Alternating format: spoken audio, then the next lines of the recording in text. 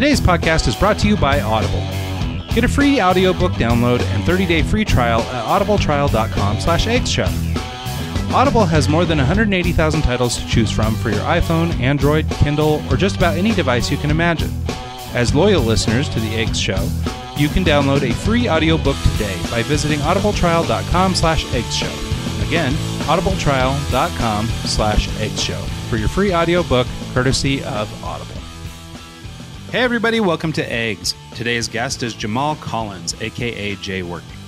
I met him briefly, or I should say he came into my awareness at the often discussed WMC Fest in Cleveland, where Jamal was a keynote speaker.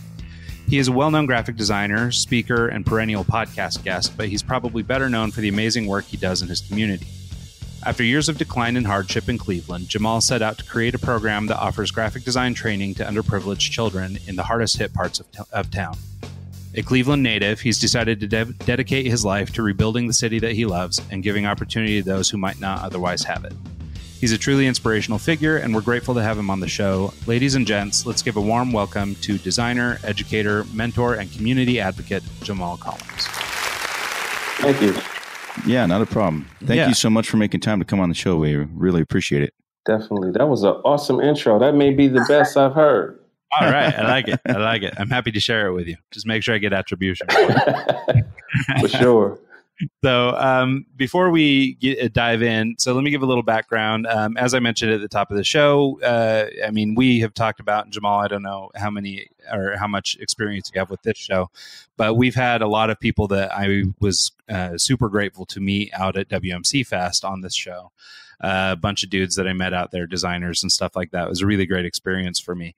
And so, but Jamal was a keynote speaker at that event, and some of the guys that I was running around with happened to know him or had seen him at other WMC Fests or whatever, which is based there in Cleveland. So I got an opportunity to meet him real quickly. I didn't get to spend a lot of time with him. I think we might have done lunch or something with the crew, but nonetheless, he's a really influential guy. I really enjoyed his talk. And, after I left Cleveland, basically we didn't really talk again.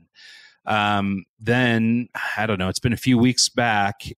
We sort of reconnected on LinkedIn or something. And Jamal had mentioned being available to do the show. And, I lit up like a giddy little girl because I was so Jamal is a really interesting guy. And more than anything, what I love, one of the key tenets, like in my business and everything, is this idea of personal relationships. And nobody does more, or nobody I know does more for people than Jamal does. He has got a public service program in Cleveland where he teaches these kids graphic design, and we'll let him talk about that a little bit. But for me, like, all that stuff was so impressive that, like, for a guy like Jamal to make time for us to talk was made me pretty happy. I was excited about that. So without any further ass kissing, let's talk a little bit about where you're from and where we got started. Well, you're from Cleveland, right? Yes, I'm from a little part of Cleveland called East Cleveland. So it's it's on the east side, obviously. So having not been from there, I've seen some of your like YouTube videos driving around showing the community and stuff like that. It looks like pretty rough part of town. Yeah, it didn't start off like that. I would say it was middle class. We moved there back in 75 when I was 5 years old. So it was definitely an upgrade from where we were. My father had landed a job at General Electric, and we had a lot of amenities back then where we were located. So this was like it was kind of cool because my neighborhood, like a couple houses up, we had everything we needed. So nice. Back then it wasn't no, Walmarts or anything like that. So the butcher, the barber, the deli, everything was right there. So all local suppliers and vendors and stuff. Yeah. And then things kind of started to turn for the worse in the 80s when I was in high school. So we definitely could see a decline. So people was leaving as fast as possible to get out of there. So what was kind of spurring everything that, kind of brought on people wanting to leave versus was it, Detroit, it was the auto industry left. Is Cleveland kind of tied in with that? Manufacturing and factories, definitely. Opportunities was lacking. Drugs was coming in. Tough charges for drugs was coming in too. So it kind of really put an uppercut jab into, the community as a whole. So, yeah. I kind of lived on the border of Cleveland Heights and East Cleveland. So it really didn't affect where I was at until I left for college. So it was definitely an avenue for guys to kind of think about growing up is I could sell some drugs and make some extra money and kind of make a killing doing this. So a lot of people were going that route.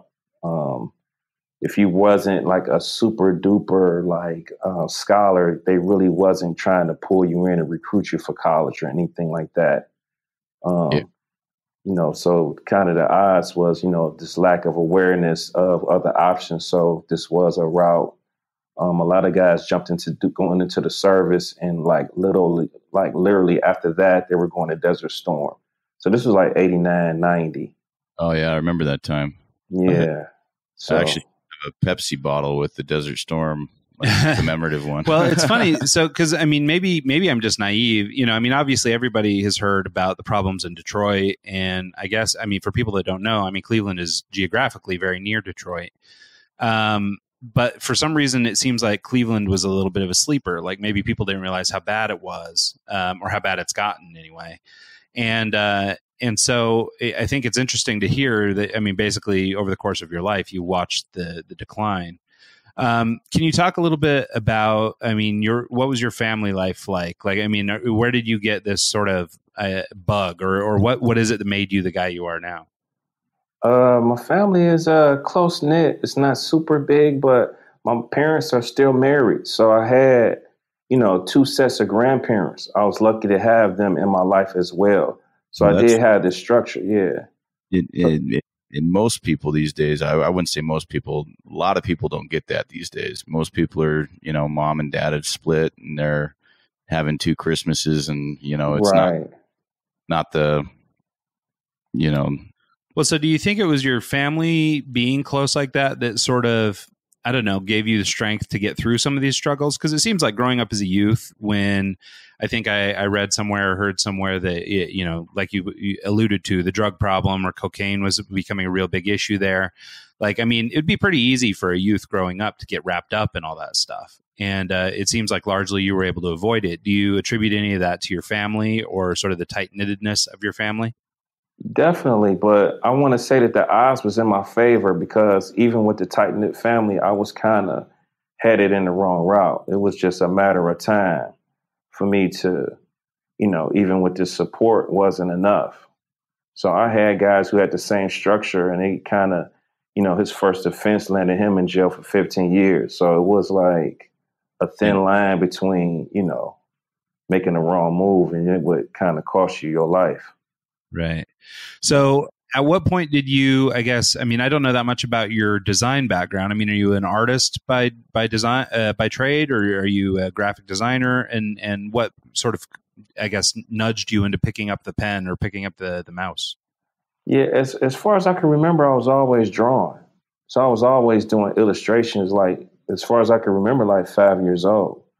And I kind of fell in love with Marvel and about, I want to say 11 and 12. And then popular culture with hip hop came in. So I kind of gravitated towards graffiti. So I kind of leaned heavy on doing graffiti, and I kind of fell in love with that.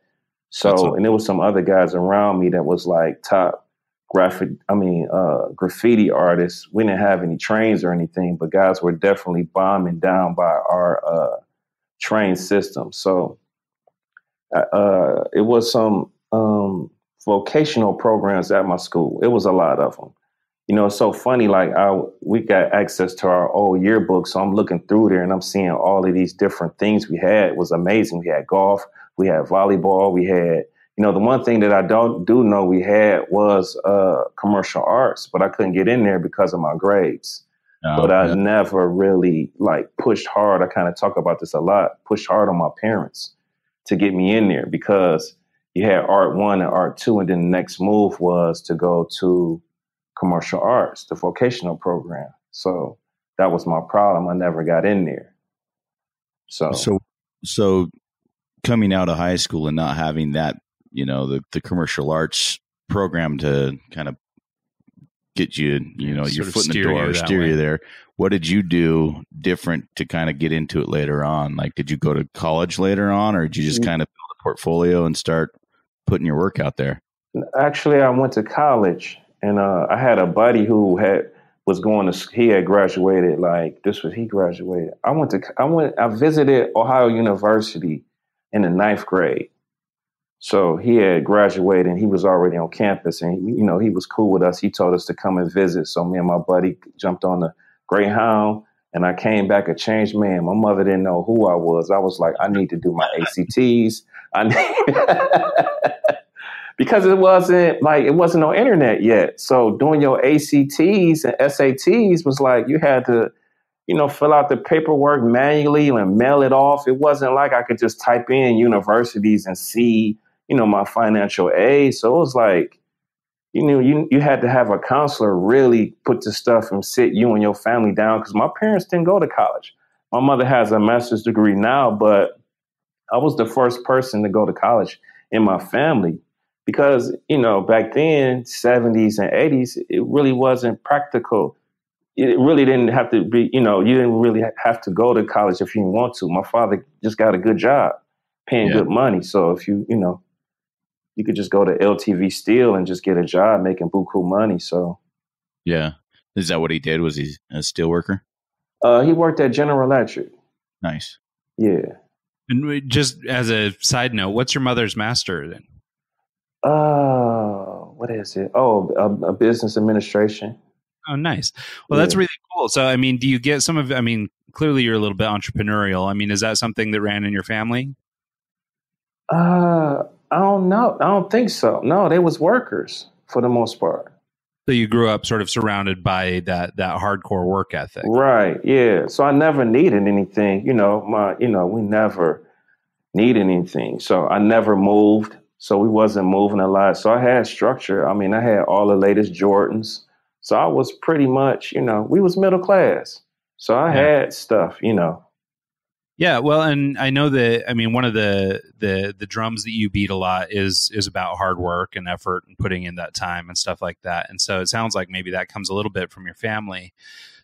When you came back a changed man and got yourself into, it was University of Akron, is that right? Yes. University? Yes. What did you do in college? Was it a graphic design program or? When I first got there, I was political science. I wanted to be a lawyer with an art studio. So somebody said, why don't you just be an artist? I was like, damn, you're right. I didn't know this was like an option. So I poked my head in the art building, and they had something called, graphic design, illustrations, paintings, and stuff like this. And, the whole philosophy of being an artist back then was starving artists. So, this was like right when they was bringing the computers in. We didn't even have internet in the computer lab at this point. This was like 91. Yeah. So, yeah, it was like the perfect timing, because anybody who graduated before 90 didn't get that computer training that I was getting, an introduction to Photoshop. Maybe they was getting it, at the workplace, but. Was Photoshop around that early in like 90, 91? Or was it just? I think it was like the first one. We was kind of beta testing it. I don't think it didn't have any undos. I think I was making multiple documents because I didn't have that many layers. We was using a program called Freehand and Illustrator. So Freehand was like Illustrator. How funny. Yeah, no, Photoshop, like version 0.7 dropped in 88. So by the time you're in college in like June 91, they could have been in version 1 or 2. Yeah. And so, yeah, that's pretty early Photoshop. It's a far cry from what it can do nowadays. So I guess what I'm trying to drill down to. So, obviously you're a talented guy, artistic fella, went to school, learned some graphic design. What happens after you get out of school? Where do you go from there? I landed a job at PricewaterhouseCoopers, but I kind of landed some other jobs. I landed a cool job before that, because this was a little bit before. So this is 97. So this is a little bit before Silicon Valley and all that happens. So it's like this rush of, HTML. What you see is what you get. Dreamweaver. We doing 3D Max. I was doing 3D Max and DOS. So this, I'm thinking of introducing to, we doing DVDs, and I was doing all of this stuff. And then I kind of bounced around a little bit, and I landed my first good paying job at Price Waterhouse, and they merged with Coopers and Lybrand and went from that to Price Waterhouse Coopers. What was stayed there? Oh, my position was I was a graphic designer, so I was responsible for all the collateral for the accounting firm. They had their own printing services, so I was able to do everything in-house. So I assume with accounting as the driving factor, it wasn't the most glamorous work ever? Man, it was horrible. It was horrible. It was okay until they administrated the brand guidelines. So the brand guidelines, it was very challenging. I had to try to figure out how to stay within these guidelines and still pull off something cool. So I don't think they really liked me a lot. So they was really trying to keep me confined, and, they didn't really want me to shine too much because I was doing stuff in Flash. Okay. Yeah. That was like the It was pretty cutting edge at the time. Yeah, Flash was like everyone wanted the Flash site. Definitely. Forever to load. Well, so obviously you're working with a lot of kids growing up now, and the world is a lot different. Can you, do you count yourself lucky? So for me, you're a little bit older than me, but we're sort of contemporaries in age. And, I sort of have a similar trajectory. I think I started in Photoshop 5. And but sort of self-taught and learned how to do it all myself and all that stuff. And but what I found is that just because of my age and sort of having a period of my life ahead of the internet and a period of life after the internet, I was able to sort of cull together all those skills, some programming, some HTML, some Flash, some, illustration, design, all those things and nowadays people are a lot more focused. Do you think you're sort of, I guess, maybe a more well-rounded designer because of just strictly being how old you are? I think so. Yeah. Cause I was inside of DOS. So it started just my friend had called me and was like, look, man, this was around 90. This was before I went to PricewaterhouseCoopers. He was like, we got to jump on this website stuff. They're making websites. So it was always, we wanted to stay on top of stuff just to, keep our sword sharpened. So, it was understanding code and, DVDs, action scripting, getting in director. So, a lot of guys don't know nothing about this stuff. So I definitely would say yes to that. Yeah, that's my experience. So it's interesting to hear that too, because this is happening sort of in parallel with your story. Yeah, I was editing video on Premiere back then. That's fantastic. Well, and I guess also through your opportunity at Price Waterhouse, you had the opportunity to learn pre-press and actually work, in press before everything became digital, which I've found, at least in my experience, that knowing how to actually print stuff is a pretty valuable skill nowadays because a lot of kids don't grow up with that. Right. The thing, my problem with PricewaterhouseCoopers is I had poor people skills at the time. That's something that I think comes with age. I have poor people skills still. I know. That's why I kind of deal with the kids mostly. Yeah, no, well, and that's pretty key, and I imagine it's something you guys focus on in your work with the kids because people skills are pretty key, actually. And a lot of people don't feel like kowtowing or behaving a certain way around people or whatever, but it's a real life learning that you've got to treat people the right way. Yeah, definitely. If you want to get ahead anyway. Exactly, you nailed it. So speaking of the kids. Talk about that for a little bit. How'd you get involved? You work with the Boys and Girls Club. You teach design. And I think on your website you call it Creative Kids. Yes. Can you break that down for us? How you got into that? What motivated you to do that? And just kind of give us a brief overview. Yeah, sure. So what happened is that the economy tanked and that left me out of work. And I was searching for clues, trying to be a designer. It wasn't working out. And I was, suffering from this for a long time. I was unemployed for 5 years. And yeah. So I had read a little article like people might not want to hire you if they see a large gap. You know how you search for stuff in Google and it just kind of break your heart. So I started volunteering at the Boys and Girls Club, and I saw an opportunity to teach. And then was in a tough areas, kind of outside my comfort zone. And then, I just did it. So I have no teaching background at all. And this area was rough and tough. So I guess it was a good initiation to get me started, going. I seen some consultants coming in, and I was like curious how that worked because I don't think they really knew I was a designer. I think they just thought I was an artist. So maybe they knew, but they didn't know to the extent. Yeah. So we had an event for the kids, and I did some posters pro bono for corporate, and they was kind of like, wow, we know you could do this. So at the same time, I kind of mentioned, like, I seen some IMAX, let me, put the Creative Cloud on there and teach these guys something that they can really, value from it. So what time is this? How long ago? It's been 4 years since I did that. So I only worked as an art instructor for a year, and after that I resigned and came back as a consultant. And at the time, I think I was moving at 2 locations, and it kind of grew to 7. So I average about 100 kids a month. A lot of the stuff I do kind of, raise some more eyebrows in other places. So I'm at another school district at Richmond High School. It's a smaller district, but they have a cool program for coders for the middle school. So I kind of teach them graphic design with the coders. That's cool. Yeah, and I teach junior college during the day, cinematography. Some of my videos on my vlog kind of got some attention from some professor at one of my professors at Tri-C. So that's Cuyahoga Community College. So I do that, and also do some workshops at a place called PNC Fairfax. If you could catch me, I do one-on-one, with kids too. So parents want to get some one-on-one training. So we might meet at a coffee shop or something, and we get it in.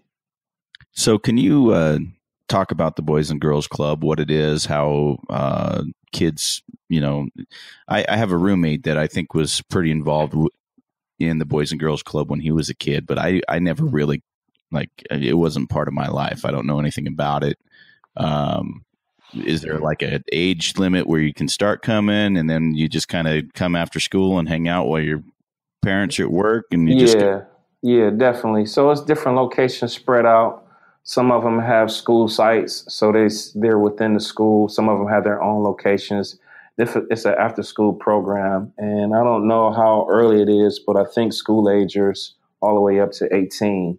So they have different brackets. They have homework support. They have meals. They have activities. They have stuff for, the boys, something called like Passport to Manhood. And then they have programming coming in. So we have a band program. We have ballet, and we have, me doing graphic design. And they may have like some hip hop dance, African drums, things like that. So they go on, a lot of field trips, they have a lot. It's a big, probably one of the largest nonprofits. So they have huge partners like the Cleveland Browns and Indians. So they get their teeth cleaned at the Cleveland Indians Stadium and all this stuff like that. So it's amazing stuff that they could do. They got college programs that they could, send kids to college.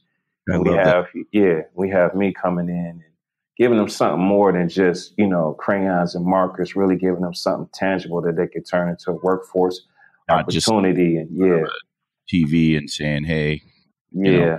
So I've been in there for a while, so I could kind of talk about some of the issues. So where does the funding come from like this? Government grants, donations, and fundraising. Okay. Yeah. So since it's a large scale nonprofit, they have, high salary people, they have buses and, bus drivers, so they can go after the big dollars to get the big dollars to do stuff. So this is a nationwide thing. Yes. Okay. Yeah, no, that sounds really cool. Well, and I guess in a city that's suffering like Cleveland, the Boys and Girls Club and programs like yours are really great places to keep kids off the street and help sort of give them some positive direction in life. I was watching one of your videos of sort of just you were just driving through parts of East Cleveland, and I mean, I actually commented to Mike while we were sitting here watching it. I was like, this is an American city. Like, this is middle of the United States.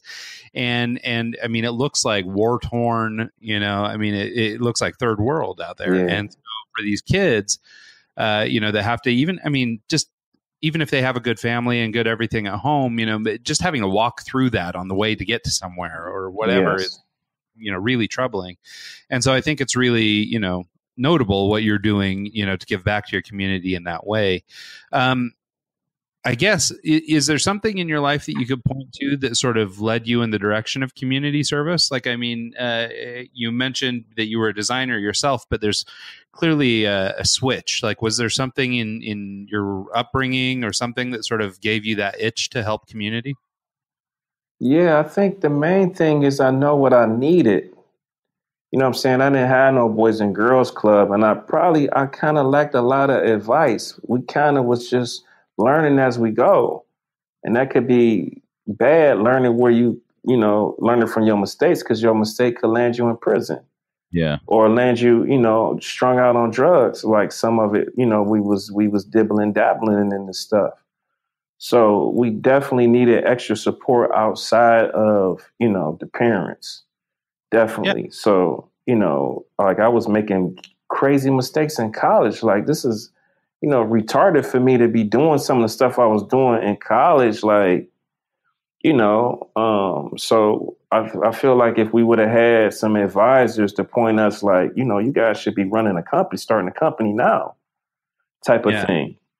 So these are the discussions I have. I'm sorry. Go ahead. Good. No, so let me ask you then. Sorry, I get excited and then I start going, ooh, I have a question. So one of the things, and I think it's what we're tiptoeing around, but this is something I've asked a number of different CEOs and high-level executives and stuff that have come on the show, as well as some founders and things like that of different companies. And I think you're sort of alluding to this, so maybe it's just an extension of what you're talking about. But I wanted to talk to you about that importance of mentoring. So you said that part of what you think sort of took you in the direction of helping out all these kids was that you were missing out on something like that. But was there ever a point in your life, or was there a person you could point to, sort of like, the guy that sort of convinced you that college was the way to go? Like, do you have mentors in your own life who have sort of helped you out with this, or in your design career, or, in your community service work? I think my best mentors is the ones I look at online. So, I guess it's really no different. But yeah, I do have a couple, guys that have successful businesses I could talk to. I got a lot of relationships now because of the work I've done and the exposure I get. So it's kind of easy for me to make phone calls. So I try to call people and get advice as much as possible. But, I kind of look at the, forefathers of business and read a lot of books and look at a lot of videos on, creative thinkers. So, I try to get as much inspiration from that as possible. And then I can just, take what I learned and pass it down to these guys type of thing. So. Okay. Yeah, no, I don't know why, but like in my own life, I've never been particularly good about having mentors. But like as I reach out and I start to meet more people and learn more people, I see kind of what I've been missing out on. So I think that it was an interesting point that mentorship, even though maybe at the time you didn't have it in your own life, that you felt compelled to give that to other kids. That was the thing that you could have used when you were growing up. Yeah, I'm sorry. I kind of had that yearning feeling in myself. Like it was always kind of inside of me, like, dang, I wish I could have somebody. You know what I'm saying? Like, especially in corporate, like I ain't had, like I said, my people was blue collar. So they ain't know nothing about emails and, dealing with the politics of the corporate life. So I'm like, man, I'm kind of stuck here or lost or couldn't get my way out because I was there for 10 years. Even just the business, like filing the paperwork to set up a business and then doing the taxes and then doing all that stuff that you just, having someone that's already been there and done that, it makes all the difference in the world. Just having someone you can ask questions to. Exactly. I can't even imagine trying to do, that without even, having access to the internet because it wasn't around at the time, and B, not having anyone to talk to about it, So, I guess props for getting as far as you have without that. Yeah, thanks. I think you're right. And, of course, now in today's day and age, with technology and stuff, maybe these mentors and people that folks look up to are more accessible than ever. You can hit them up on Twitter or Instagram, right. Or, whatever. So maybe you have better access to somebody who might be important to you or might be beneficial to you as a mentor. But yeah, I definitely think it's something that kids should be engaging with even at younger ages. I think the purpose of Boys and Girls Club is more to help underprivileged, but I think really most kids could benefit from, those types of programs and after school activities, versus just going home and getting on Fortnite for 4 hours.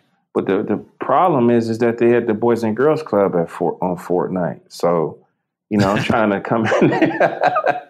I'm just being honest, man. So I try to come in there and try to, wake them up because, the thing is, and I get it, it's after school. So I talk about this a lot. They've been in school all day. So we got this after school. We got, like I said, school sites. So some of them don't even leave. The Boys and Girls Club have a relationship with the school. So at 3:00, they just transition to some other rooms in the school and they're there from 3 to 7. So they don't want to do any type of studying or learning outside of that type of thing. So they just want to play basketball. But, go ahead. You find that the topic, design and, if they have like a coding program or something like that, do you find that certain kids are more, compelled to be involved because of the graphic design aspect of it versus like if, they're just there and have to do math homework? Heck yeah. Yeah. The nerdy, geeky kids, yeah, but the sports guys, they want to just play ball. Yeah. But the thing is, when I pull them in the corner, I'm telling them, like, you still got to create content. Like, I don't care what it is. Like, you should be creating content. You have to. Like, it's social networks. Like I talk about this, there's no resumes and saying to whom it may be concerned. Them days is over. They want to pull you up and see if you are what you say you are. So guys need to really, still poke their heads in there and understand how to do video and understand marketing. And, so it's still, it's still urgency. That's the one problem in Cleveland. Well, until recently anyways, you had LeBron. I was just going to bring that up. Because of LeBron, everybody wants to be a baller now. So, right. But you also look at LeBron and you see what he's doing with this college. Yeah, it's awesome. What do you think? What are your thoughts on that? I haven't really done much research on it. It looks like free tuition, free everything. And yeah, it's awesome. I salute him. I wish I could do it. I want to get to that point. Yeah, I think it's cool that he has the funding and the finances to put something like that together, and he's actually doing that. Yeah. I think there's like a GPA cutoff and all sorts of other like criteria just to get into it. But just the fact that he's putting that out there, props to him. I think that's cool. Yeah, I salute him. I definitely do. Just something about giving back. You know what I'm saying? It's like my life changed when I stopped kind of worrying about me and working my way up the corporate ladder and being a designer. And I just started giving back and kind of showing that connection. I think that's what it is. I just show a connection that I make with them. And, you can feel it. It's something you can feel. So, I try to be authentic and genuine with what I'm doing. And, I try to show a lot of gratitude towards people. I think that's the number one thing that I didn't have at PricewaterhouseCoopers. I'm kind of following status quo, work my way up the ladder, do as I told, follow this manual, these brand guidelines, make no waves, because that's kind of, that was what we were promised. What we were promised was a pension at the end of the day. So that's what, my parents, I was born in 1970. So this was a little bit after Martin Luther King, the Black Panthers was still around. So, to come out of civil rights and actually have a chance at, a piece of the pie, that's what we wanted to do. So we didn't want to shake up and make any waves in at the workforce. So I was kind of raised off of that. So that's kind of my philosophy when I came into PricewaterhouseCoopers. But the thing is that we have to shake up. We have to, rattle the cage because that's the only way we're going to be indispensable. So this is what I learned now is, standing out, not really caring, doing stuff outside my comfort zone. We lost him. This is the success I've had. Okay. Hey, Jamal, we lost you for just 1 second. I don't know what happened. Just a little internet glitch or something. Oh, okay. I was on a roll. Yeah, I know. It was just like the last little bit of what you just said there. We Maybe couldn't the last hear. couple sentences. Yeah. I was kind of talking about just staying safe and keeping our heads down was very practical, getting a piece of the pie. But that's no longer the case. You got to stand out. And the only way to be indispensable is to, go outside your comfort zone and, do stuff that I guess I was talking about rattling in the cage or something like that. Yeah. So. Well, and it's true, this idea. So in your case, just to sort of bring it back to your story, you mentioned, you were out of work for 5 years and then you were looking for something new. And basically you had to shift gears. You had to get out of your sort of comfort bubble and start doing something else. And so how much of the time that you spend with your kids, you're mentoring them, you're teaching them a hard skill, but how much time do you dedicate to things like, starting a business or, changing their mindsets or, realizing that they can really be anything they want to be, they can't be held back by whatever. Like how much of your mentorship is just that kind of stuff, trying to set up good frames of mind? I think I want to say 70%. Yes. I kind of learned a lot by videotaping my class. When I started videotaping my class, I could kind of see my style of teaching and kind of the life lessons that they need because it's they dealing with grades, they still dealing with home life, they're dealing with peer pressure and girls and guys and all of this stuff. And I can kind of see some of the stuff they doing when I come in there. You could just look at the YouTube, the algorithm, and if all I see is Fortnite and Beyonce dances and all of this stuff, I know that their attention is in the wrong area. Yeah. So it's a balance. I don't think they have none. They're just totally consumers. A lot of them, they don't create anything. They just look at stuff and play games. That's it. Do you think the social aspect of like Facebook and Instagram and everything, do you think that's kind of putting like a barrier in between like actually learning? Like I could see it going both ways. I could see like people seeing stuff on like their Instagram, like how did they make this video? How did they do that? And be curious and want to try and replicate it, or people just, wasting time and having no interest in any of it. They just want to be the consumer, like you said. They want to just be the consumer. I don't think they understand. I kind of talk about mind hacking with the social networks and the likes and the dopamine, spikes in dopamine by this stuff. And sometimes I even get caught in it. So it's a strong pull on a teenager. He doesn't know about, logging off or, looking kind of deeper into stuff. So it's just, it's just awareness. Like, how do you make money on YouTube? They never had this conversation with anybody. They never. Yeah. So monetizing and looking at analytics and marketing and A/B testing and all of this stuff. The thing is, they don't know the urgency. That's number one. If they're single parent homes and they're struggling already, they don't know that they need to get themselves together quick. This is another thing. I think another problem is that they don't know that they can make money right now. Yeah. Like, set up a PayPal account, show your talents. People will hire you at any age. You just got to show your talent. So there's a comment or quote or I don't know what to call it on your website, on your Creative Kids page that says, "Creative kids, we aren't waiting for college." Exactly. And I think that is, a really good message, because I think, the way that sort of, people are sort of traditionally taught is, you go to school and you go to college, and if you're a success, you'll go to college, and that's the way to be successful.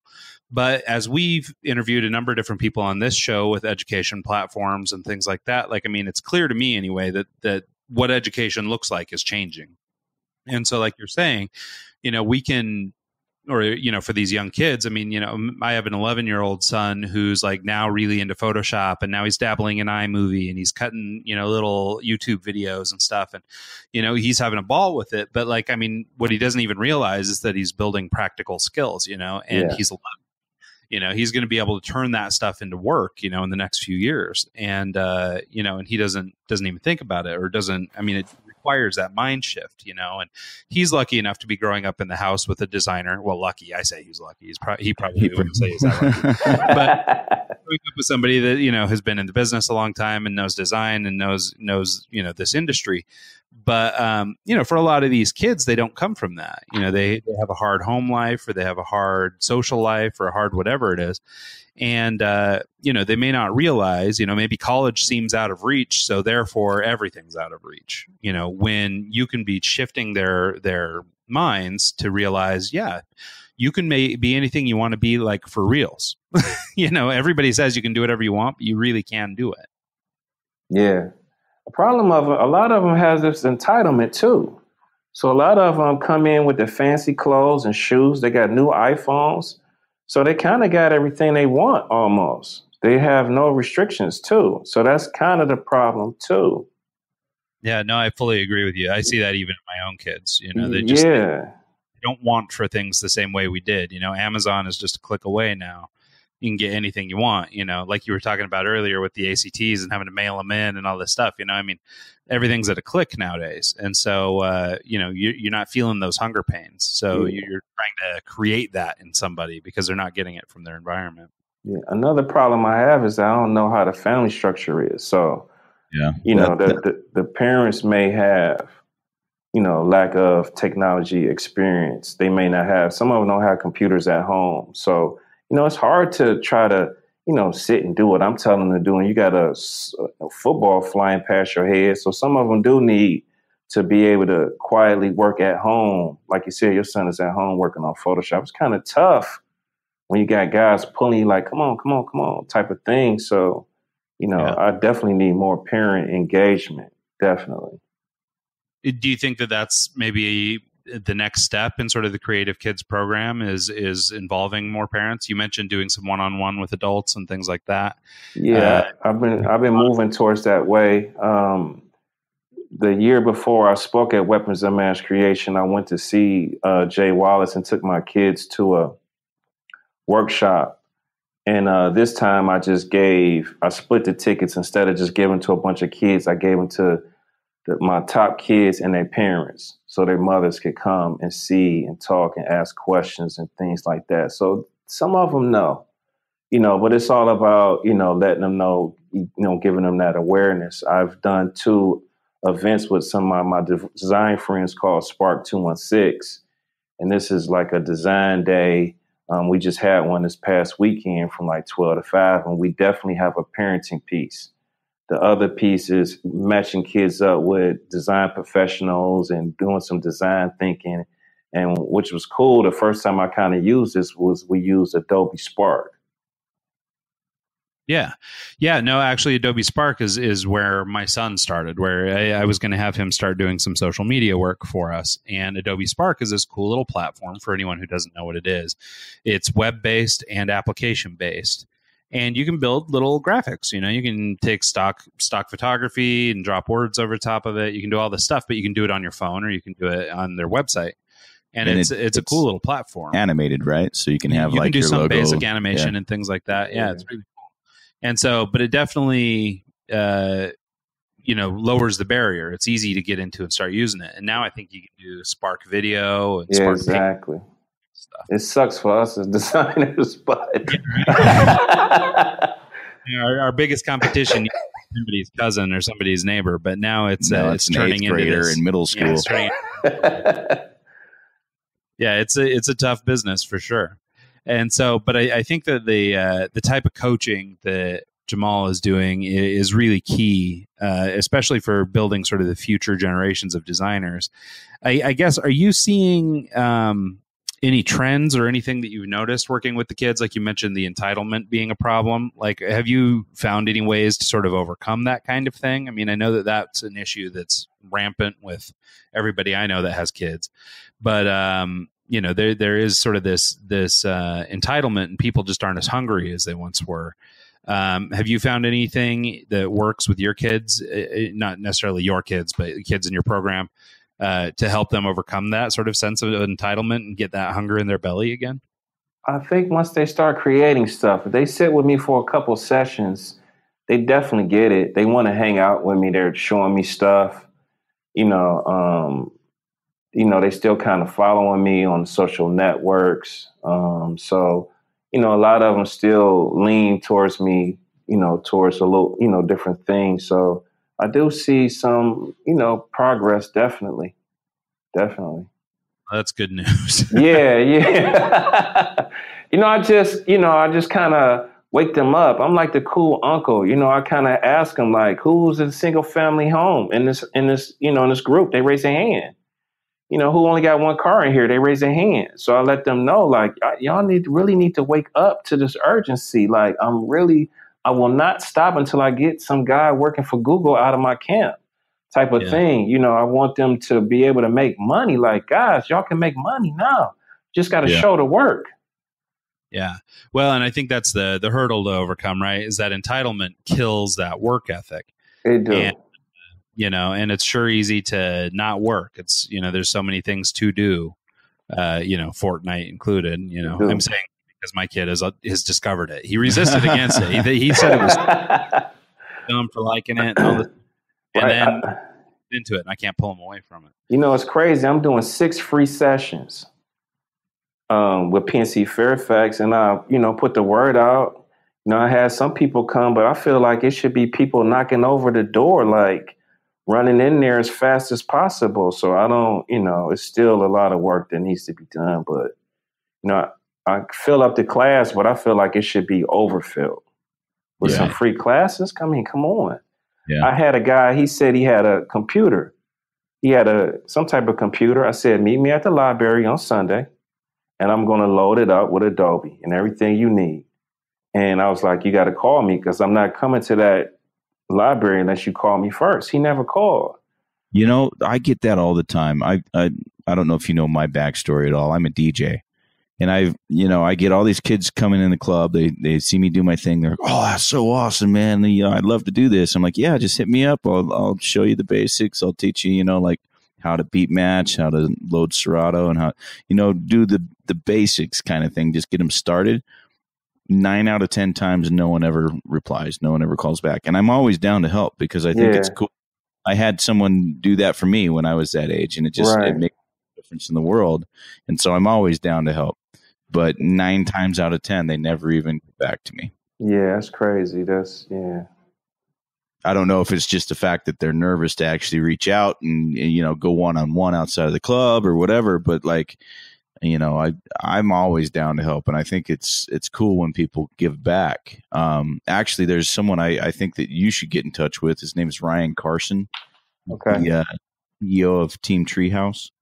And he's actually he works with the Boys and Girls Club in Portland to offer free training and stuff in the coding, like web development kind of thing. Yeah, Treehouse is an online platform for training kids, or training anybody in design languages and programming languages. Yeah, I'm familiar with Treehouse. Yeah.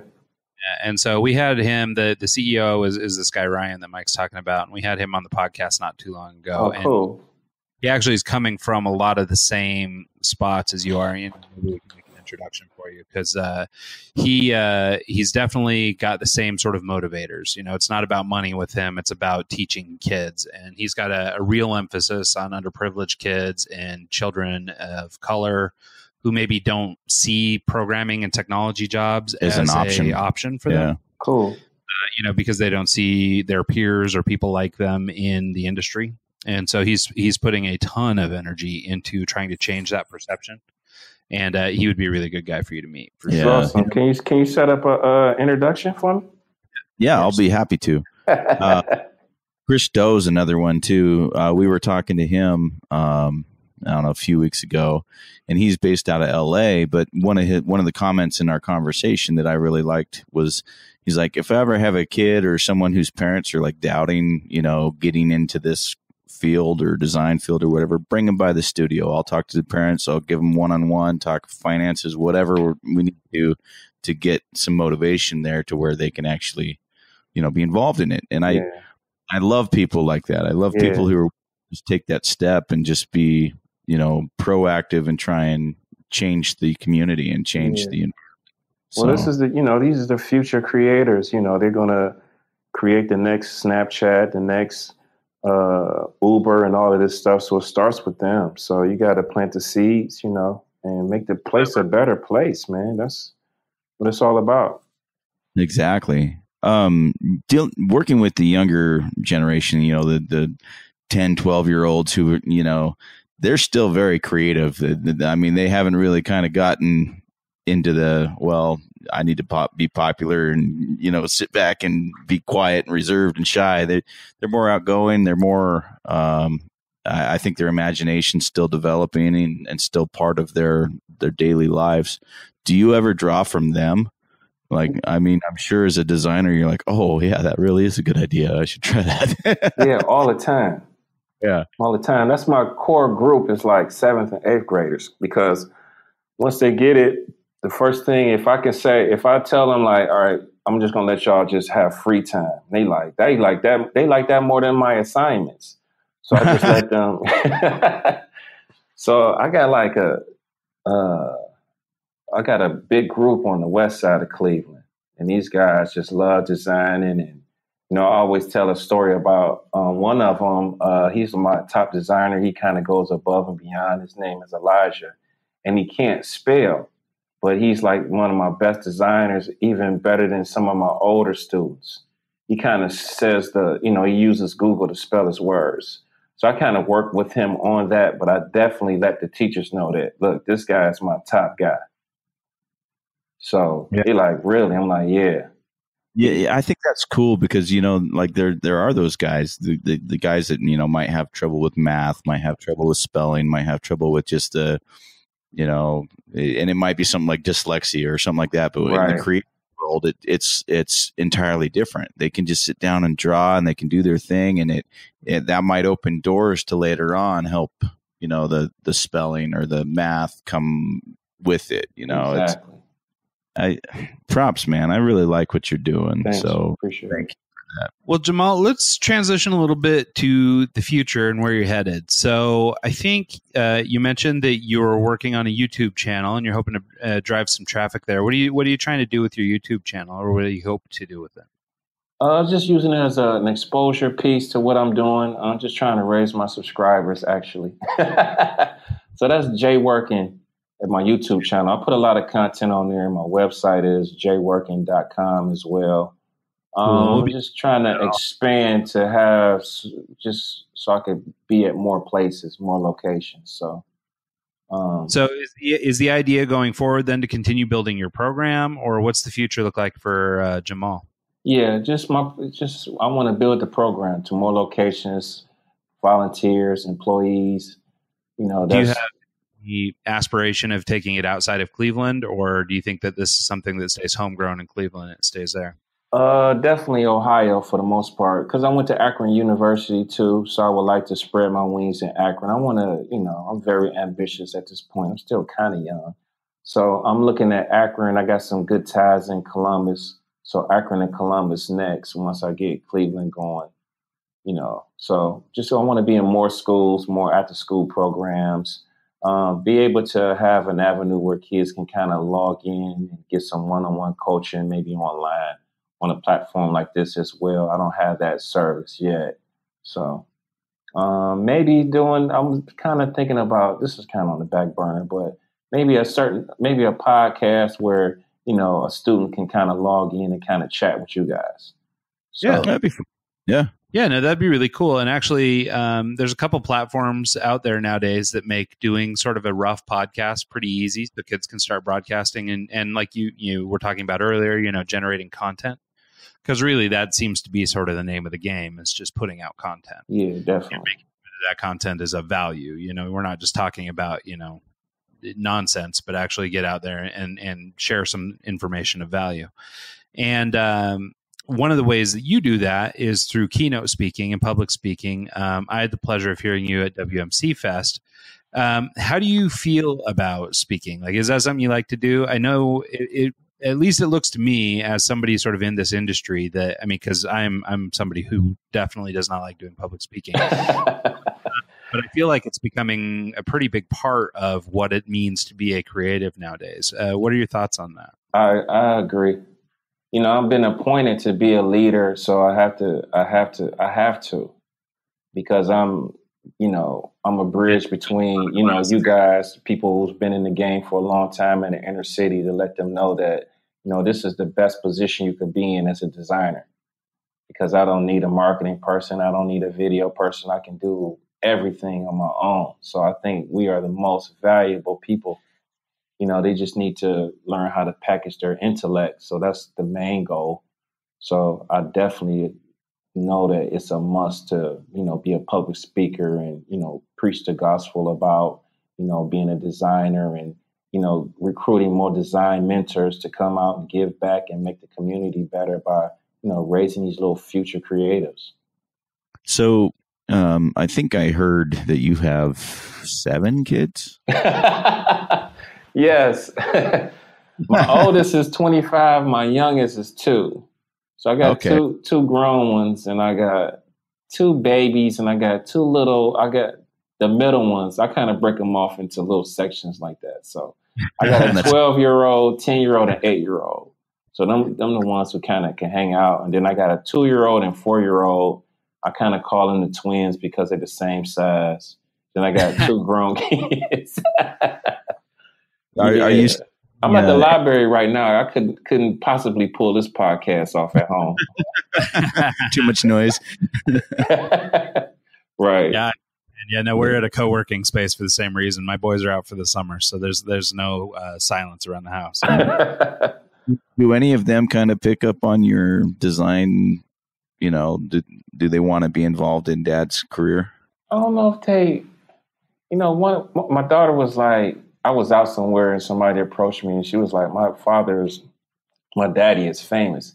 So they kind of know, like, I take them to my shows and stuff and they see me working. So they kind of see, me doing designs and stuff. They don't really look at my YouTube that much, but, they kind of see me in the news and, magazines and stuff. So they kind of know. They're more fine arts. So I did take them to the Spark 216, which was cool. So this was the first time they was using Spark. So I definitely need to pencil them in more. The thing is like once I'm gone all day, once I come home, I kind of just pass out. So I really need to, engage more with them. So yeah, I think it's really important, especially in obviously in your own home, but also outside of the home. The biggest thing I think you can do for youth is let them see you working. Let them understand that, I'm not just some slouch that sits around the house, and this is actually something that we struggle with in our house, is that my kids see me on the computer all the time, but they don't really know what I'm doing. Right. And so, I may as well be playing Fortnite all day. So, I think I have a hard time really illustrating for them what it is that I do.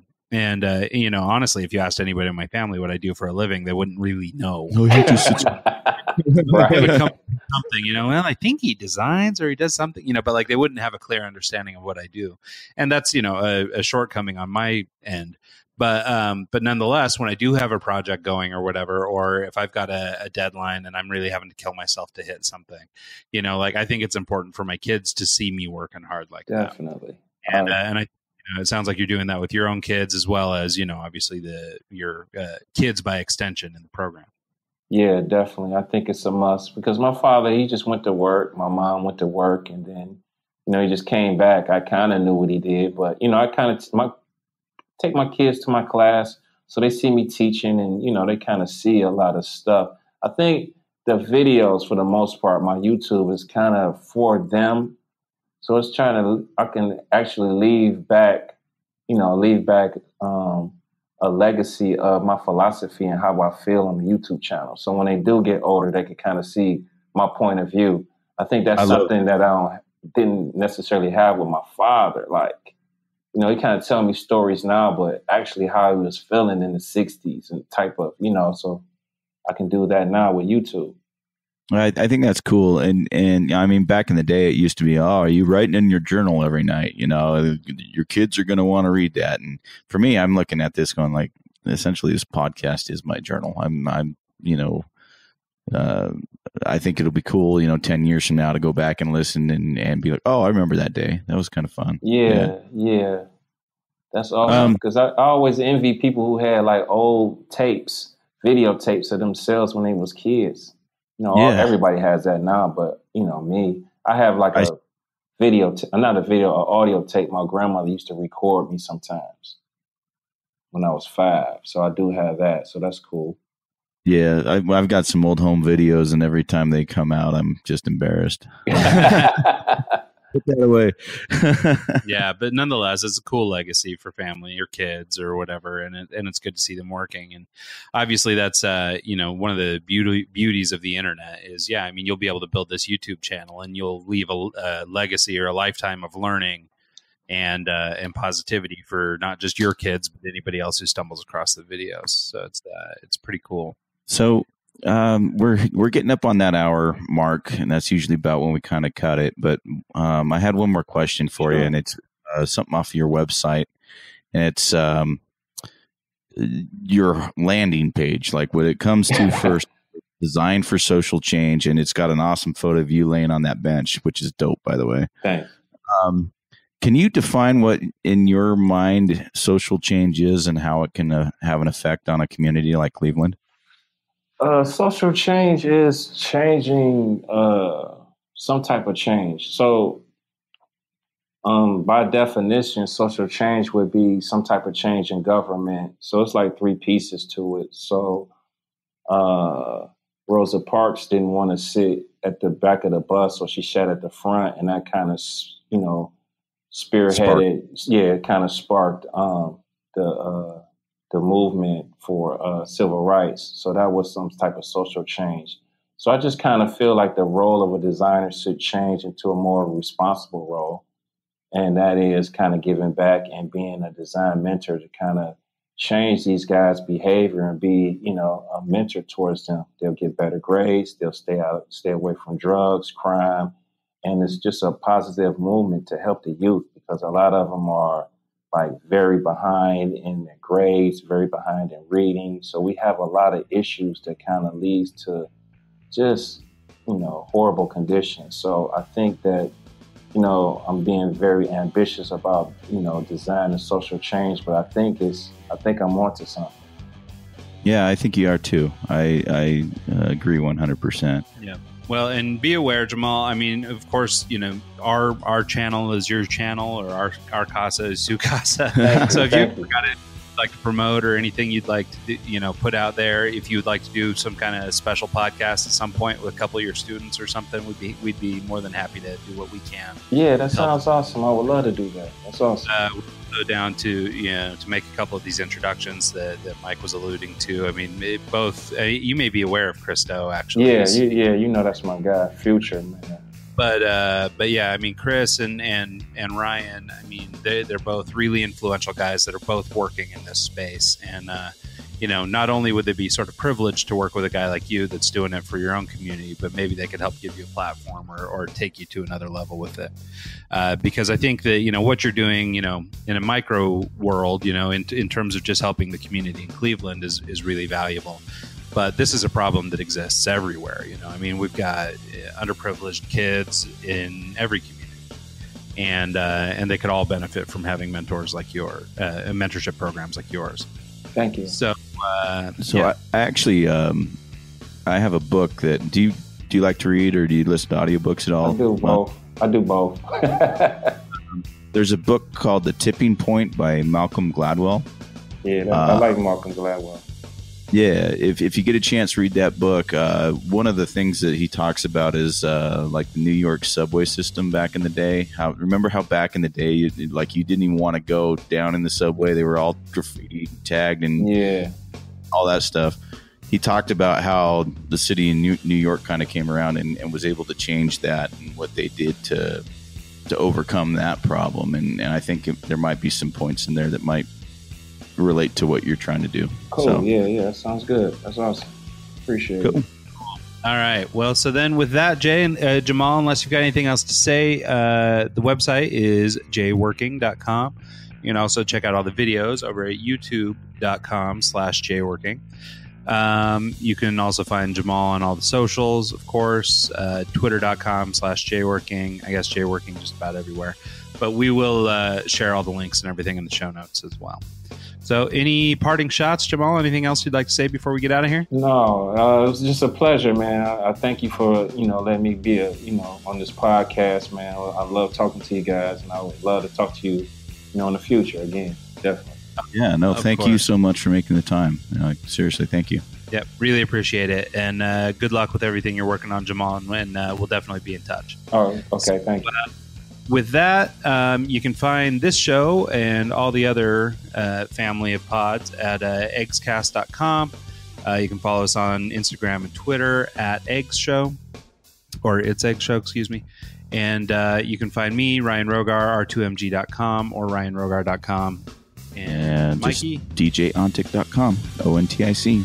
All right. And with that, it's been a great one, and we'll see everybody next week.